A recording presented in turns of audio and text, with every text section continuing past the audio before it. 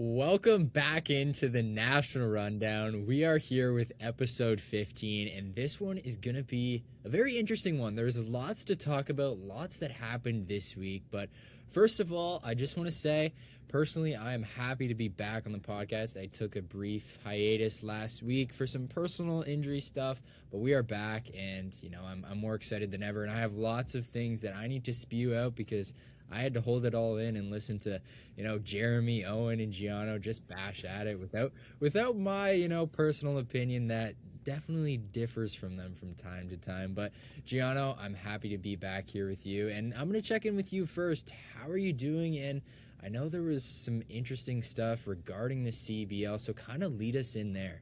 Yeah, 100%. Well, I'm happy to have you back. Happy to have our main host, across all three shows, the MVP. He's back in. I will say, you did a very good job, and I will give props to Jeremy and Owen as well. You guys were great. I appreciate it. But yeah, obviously happy to have Brady back. I was gonna say Jeremy. I was like happy to have Brady back so we could shoot TNR. But honestly, yeah, man, the second you leave, the entire sports world decides, hey, we're gonna throw everybody a curveball. Yeah. Some pretty big stuff with the CEBL Finals. We're gonna kind of jump right into. But honestly, it's been pretty good. Big picture, things are moving in the right direction to us crowning a CEBL champion. As long as nothing, decides to have another curveball thrown at us. But honestly, yeah, things are going good. I know it's going to be your time to rebuttal on all those takes. We gave some of our own CBL predictions of what we thought you might be leaning towards.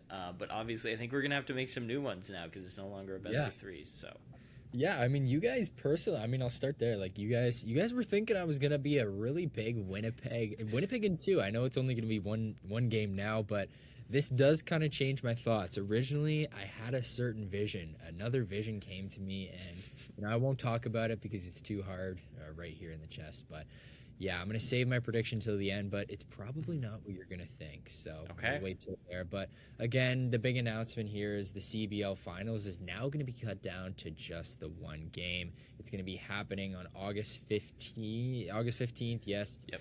Which would have been the original scheduled day for Game 2, but now it's just going to be winner take all. And, that's how they've done it in the past. We're still going to have to wait for that 3-game format, but yeah, this is going to be a really interesting game. And, winner take all format, it's been debated quite heavily here and, throughout many people, especially in regards to CBL. So I kind of want to start with you, and how do you kind of feel about a one game, this entire season that we've built towards all summer, just one single game is what it's all going to come down to.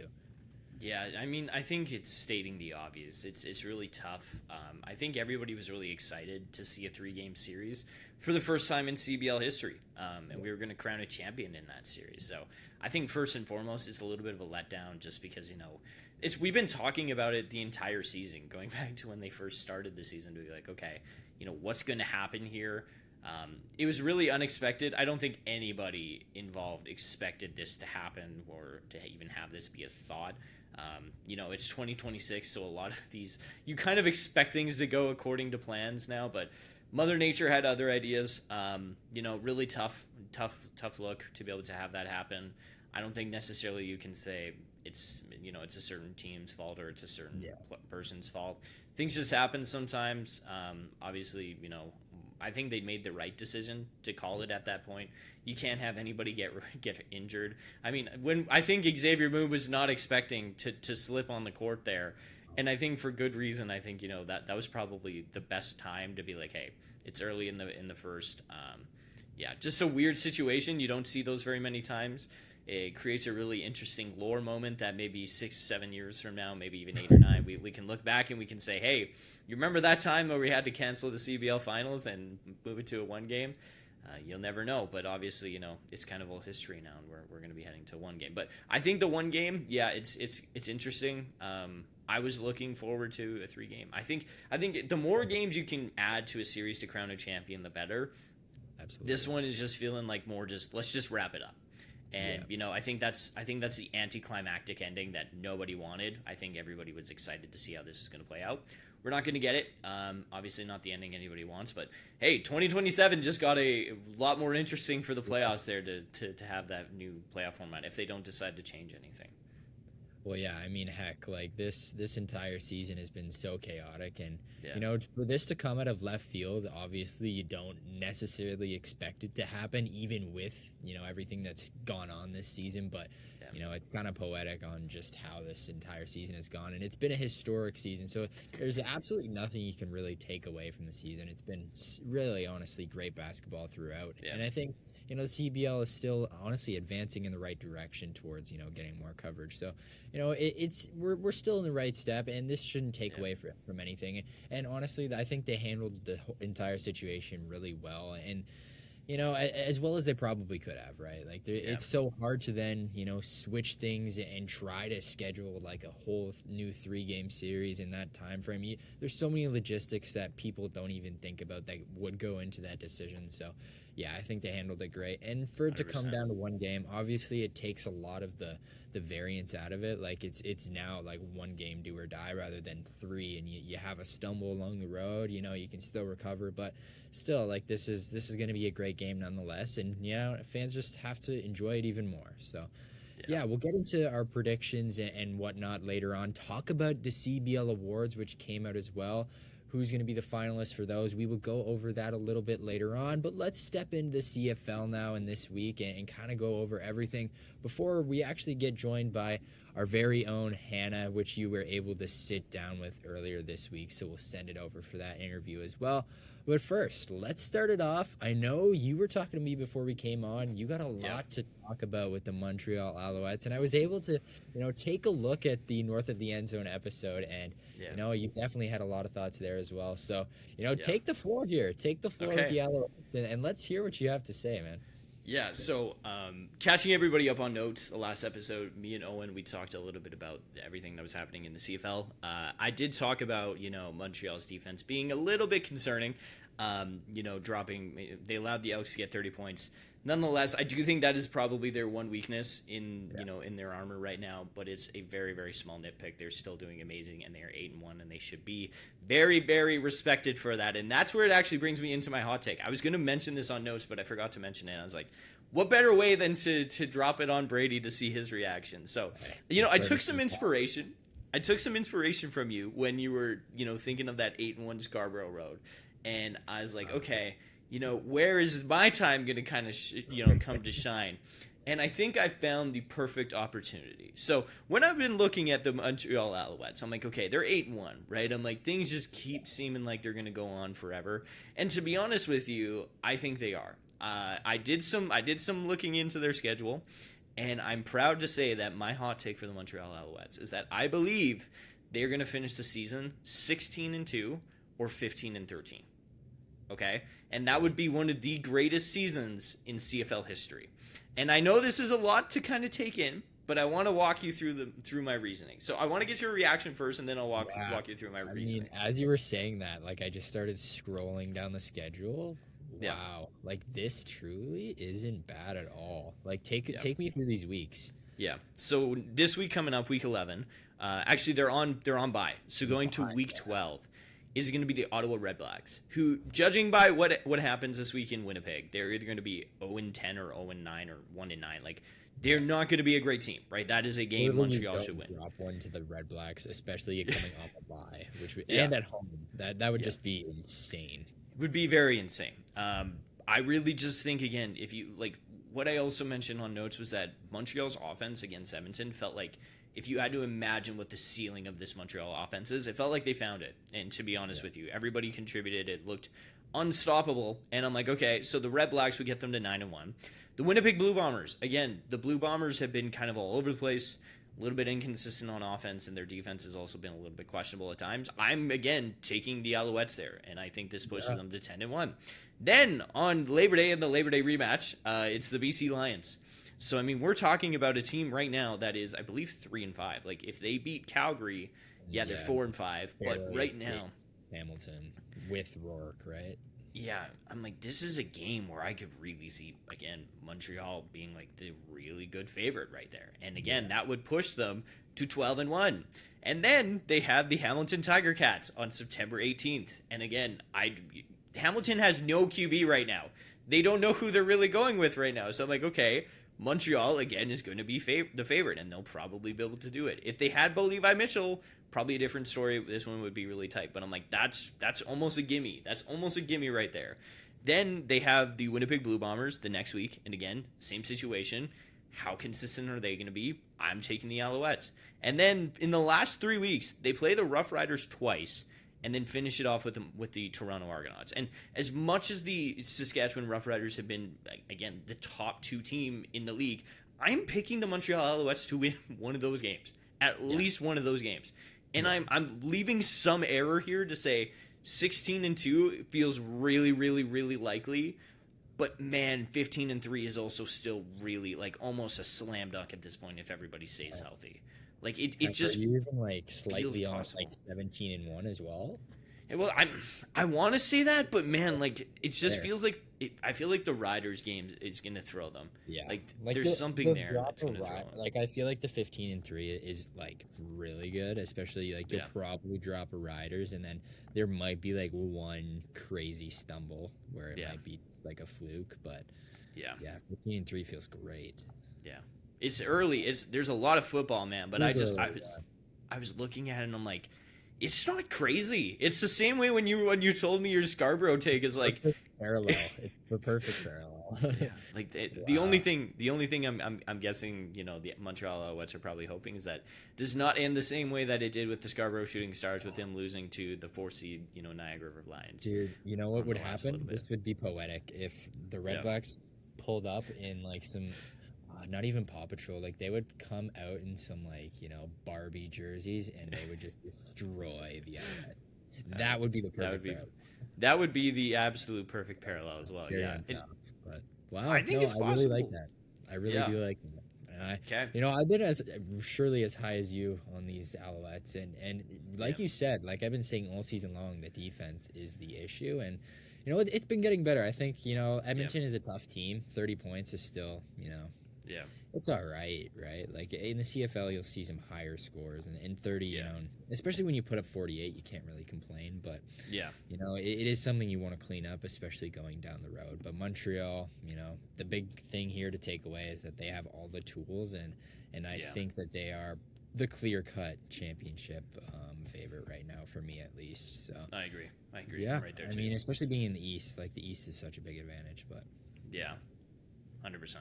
Yeah, so let's keep trucking along and put that Montreal take on the back burner here, and let's take a look at that Hamilton BC game. I was on a bit of a hiatus this week, so I was only really able to fully tune into this Hamilton BC game, and from what I saw, this one was very interesting, right? Rourke is back, and they only beat Hamilton by 3 points. So for me, that was just something that I wanted to talk about briefly and take a look at, especially looking at the stats. Like I thought Harrison Frost, he was solid, right? I know you and Owen kind of went in on the Trey. It was a Trey Ford, Harrison Frost back and forth. Yeah. I'm curious though as to where I was still kind of blurry on the situation. You think was that you that said that you think Trey Ford deserves another shot for the time? Yeah, like I thought, to be honest with you, I weighed a lot of where they could potentially be putting their heads at. Like Harrison Frost feels the most fitting for the offense. Like again, this offense was built around Bo Levi Mitchell, who's a pocket passer, and I thought, okay, do they maybe give him 3-4 games and just say we're gonna ride it out? Maybe we lose maybe we go 1-3 in 4 games, and we say, but after that 4, maybe he gets it, and we go, we win 4 of our next 5, like. That's where I was a little bit, where I'm like, okay, is this really a possibility, like, where he's the most Bo Levi-esque, right, like, type player? And I thought that's a really good option, but I thought if you're trying to win right now, I think Trey Ford gives you the most like spark and the most dynamic way to win a football game, because the run game has not been very good for Hamilton, and I thought, Trey Ford can move the football like with his feet, or you can pass it through the air. Like, as much as he has a limitation of what we found right now of his passing game and being able to be a truly like number one guy that's consistent, something tells me, I'm like, if you want to win football games in the next 5 games, I feel like there's a lot of really good win now traits that Trey has that will throw it and make your offense more dynamic, versus with trying to learn with Harrison Frost. Like, that's where I was kind of at. I think because where they're at and where the season is kind of trending for the East, I think they want to win football games. I don't think they're going to try to lose ground. So for me, I had them going back to Trey Ford, but I could also really see them riding it out with Harrison Frost to say, no, we want to find the guy that we can ride into with the playoffs and not have to be relying on inconsistencies. So I could go either way, but I liked Ford. I mean, you go back to the game against Toronto where they won with Trey Ford, and that was a game where, they adapted at least I felt they adapted the game plan a little bit to fit Trey Ford. And, even in weeks since, like, obviously he has made some mistakes, and that is on him. But, I agree with you in that sense where he is the more win-now quarterback. But even, going back to right when Bo Levi went out and me and Owen, we were saying how they need to, if they want to win, they need to change the entire system to fit Trey Ford. And I don't think they're necessarily willing to do that, or they have, maybe tried it, but it's not, you're not going fully into it. I feel like there's a little bit of holding back, or maybe they don't know how to fully adapt to him. So there's a couple factors that play into that for sure. But I agree with you fully in the sense that he is the more win now quarterback. But I mean, I've definitely seen some signs, like some flashes here from Harrison Frost. But like, he had some nice throws, but then again, he also had some interesting stuff. So I mean, there's a question, and there's a debate you could probably go on for a while. But I agree. I agree to bring that up a little bit. But Rourke is back on the other side, 370 yards, 2 touchdowns. McInnes was very involved in this game, 159, which was really nice. So, honestly, he involved a lot of guys, even Katoya there as well. So, fully having Rourke back, you're now, even though you escaped this game, you're happy to get the win, right? 3-5. Where do you kind of see them? Like, do you think BC is now a team that can maybe even escape the crossover and maybe, secure a 3rd place in the West? Yeah, they're trending in that direction right now. Like, this Thursday night game, we're recording it on Thursday, so obviously we don't know the result yet. But this is a big game. Like, especially because Calgary lost to Toronto. Like, the crossover is really, it is trending in the way that the West is going to get the crossover. But at the same time, we're also at a point where, Calgary losing a game to Toronto like that does not help their case. And you think about where things are trending, like, that kind of helped out BC's case to be right there with Calgary. I think BC is 100% still in the race. They're 3-5, and the Blue Bombers are 4-4. And the Blue Bombers haven't exactly, beamed a lot of confidence to say we're running away with this thing. They've been struggling and figuring it out. I don't think by any means we're going to count them out. Like, the Blue Bombers are the Blue Bombers. When they get Caleros back fully healthy, and guys are going to start recognizing, okay, this is kind of what we have on the offense. It does feel like their chapter is kind of closing, and I know that's a little bit of a side pivot. Like, Winnipeg just feels like they're not the Winnipeg of old right now. I think there's a good chance that, this probably is their last really, really good shot, unless they get a really, really good retool in. And that's just the situation. But again, they are in the playoffs, and I think you never want to doubt out a team that has that much, experience. But that kind of leads into the rest of the race in the West. Like, this is a game BC needs to win. They need to win in Calgary. Otherwise, I really think you're going to start looking at their playoff chances and say, well, if you can't beat Calgary, you're literally relying on Winnipeg and, other teams to lose, and then you having to upset the Montreal Alouettes both times on Labor Day. And I'm like, I don't like that. I don't like the path for them if they don't get this done. This really feels like one of the first games we can actually say, this team loses this game, I really don't like their playoff outlook and their chances of making the playoffs. Outside of the Ottawa Red Blacks, that one's an interesting situation. But this feels like a game BC needs to win to keep pace in the West. Well, here's what I'll say, because I have so many thoughts here on this West, because it's honestly remarkable how it has played out this far, right? Yeah. Calgary to me, like I don't look at the records. Calgary to me is such a good team in the sense that Yeah. the point differential, their third point differential in the entire league. They're second in the West, only 4 points behind Saskatchewan. Every single one of their losses has been within one score, right? Yeah. They could easily, I'm telling you, this team could easily be 9-0 right now. Like Yeah. this team is really, and the fact that if they lose tonight against BC, they will be last in the West, which is just That's tough.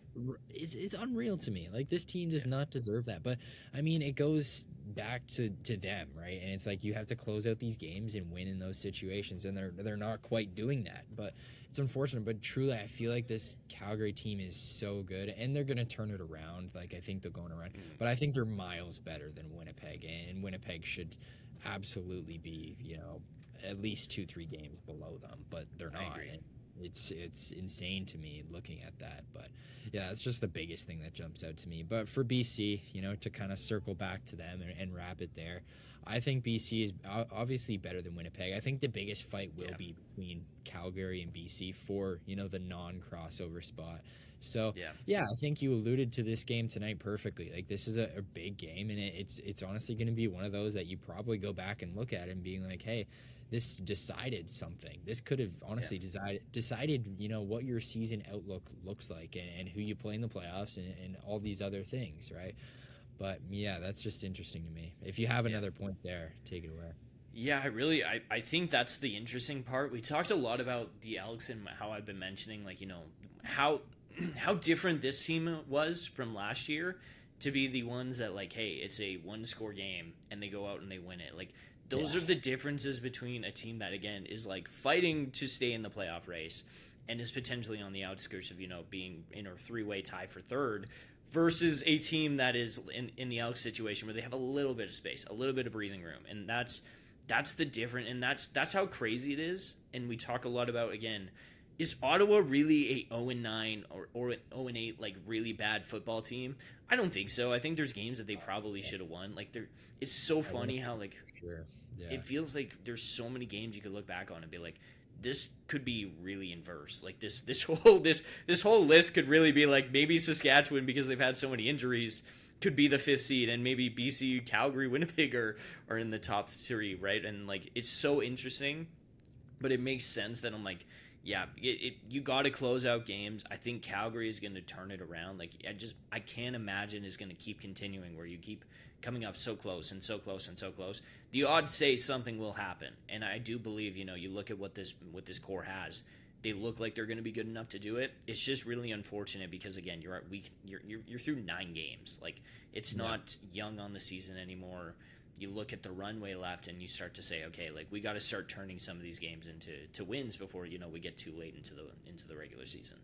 Yeah, absolutely. And honestly, let's kind of transition here because I want to be able to throw to this Hana interview because you guys talk some really good stuff about the Rough Riders and the Mamba. Don't leave them out in their wonderful season. But yeah, leading kind of into that game, Saskatchewan, another, I won't say another, but like another, good win over Ottawa. Obviously, it's one you expect as a team, unfortunately for Ottawa, as it may be. But yeah, Trevor Harris, 400 yards in this game, just kind of looking at it here. Keyshawn Johnson had a really nice week, 133. Johnny Johnson, 117. I mean, this team is deep, right? This team is really deep. So, yeah, I think perfect time. Just kind of set that up and now throw it over to Hana and you to see exactly what you said. So I will send it there now. And we are pleased to welcome in our Saskatchewan insider, Hana Grace. Hana, how are you doing? We got you here to talk about the Saskatchewan Roughriders, the Saskatoon Mamba. How are you doing this Monday morning? Oh, good. It's a little dreary here in the prairies, but hopefully it'll clear up. It was actually quite a nice evening yesterday, so I'm doing well. How are you? Awesome. I am doing absolutely amazing. Obviously, glad to have you on the show. Glad to have you on TNR. Long time coming. Obviously, I think it's episode 15 this time, so We're really, really great to have you and be able to talk some Saskatoon Mamba and Saskatchewan Roughriders. So we may as well just kind of jump right into it.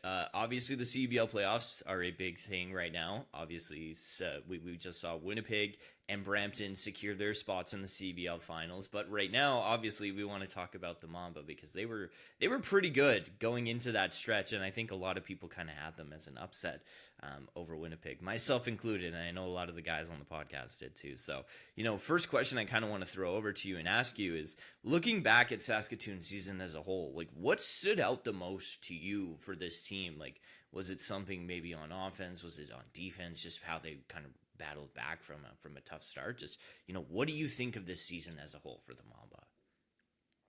Yeah, I think to start, it was quite rocky. Like, it seemed that if you got a win, maybe you lost like 2 games afterwards. It was very inconsistent. In the back half of the season, I think once they stopped signing a new person, I think there was a 3-game home game stretch where there was a new athlete on the court every game. Once they kind of got that gel and that camaraderie together, I think it really started to flow better. But I think the biggest thing for this team was just that they knew they could bounce back. And they knew that when it came down to it, they could hold off teams that they needed to. And I agree. I also had them down for an upset against Winnipeg, especially with, the athletes that they had going on reserve and athletes that are injured and whatnot. I kind of thought that was going to be the end for the Mamba, but Xavier Moon just seemed to have our number, which was unfortunate because it would have been really nice to see this team go and see what they could have done further down the line. But yeah, I think the biggest thing is just the resilience and the grit that this team had. Yeah. And no, that's 100% right. We talked a lot about it on the Canadian Fast Break after the conference finals wrapped up on Saturday. Like, just how outstanding Xavier Moon has been for the Winnipeg Sea Bears is just outrageous. Obviously, he is the greatest player in CBL history to come out of this league, but at the same time, it was Teddy Allen's team, and I was right there with you when you saw Teddy not be basically ruled out for the playoffs. You had 2 people go to the reserve roster. You start thinking maybe there's a chance here, especially considering, Saskatoon was 4-1 going into those playoffs and looking really, really great. So I kind of want to talk about that is, you watched a lot of this team down the stretch. There was a lot of Mamba home games, I believe, down the stretch in the last month and a half leading into the playoffs.